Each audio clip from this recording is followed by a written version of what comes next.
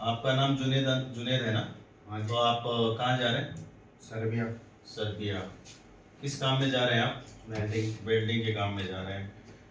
आपको वीज़ा लगाने में कितना टाइम लगा?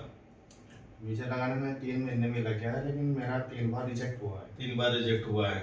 बट हमारे ऑफिस से कोई किसी तरह की परेशानी आपको तो नहीं हुई? कोई परेशानी नहीं कोई हुई। परेशानी नहीं हुई, पूरा सपोर्ट मिला आपको?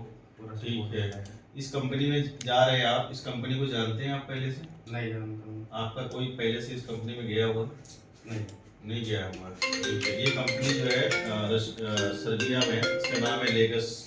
जी। इसमें आपको सैलरी मिलेगी 600 यूरो, खाना रहना फ्री मिलेगा। ठीक है। ठीक है।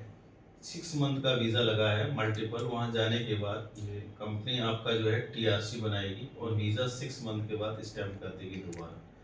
1 साल का वीज़ा स्टैम्प होगा, 1 बाई 1 ये हर साल आपका रिन्यूअल होता रहेगा। और वहीं पे रिन्यूअल हाँ, होता वहीं पे रहेगा। रिन्यूअल होता रहेगा। ठीक है।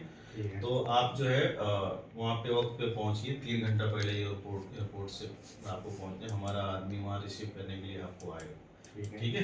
तो आप जो है किसी भी तरह की कोई परेशानी हो तो आप हमसे संपर्क कर सकते हैं। ठीक है। ठीक है। ओके।